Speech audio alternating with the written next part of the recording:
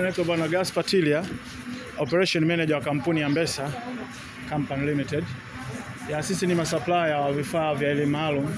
Tumekuja hapa manispaa ya Ilala jiji kuwaletea vifaa. Hivi vifaa viko chini ya TAMISEMI, wizara ya TAMISEMI, lakini kwa ufadhili wa Lens na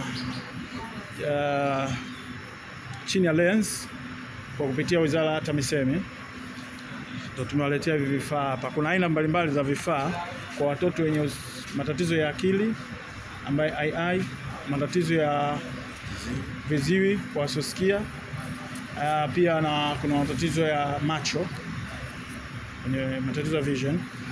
Kwa hiyo tuna vifaa vya aina tofauti hapa. Kama unavyoona, hii ni digital otoscope. Hii ni maalum kwa ajili ya kupima usikivu, kuangalia tatizo la masikio. Pia tuna body worn. Hii ni kwa ajili ya watoto, kwa ajili ya kusikia.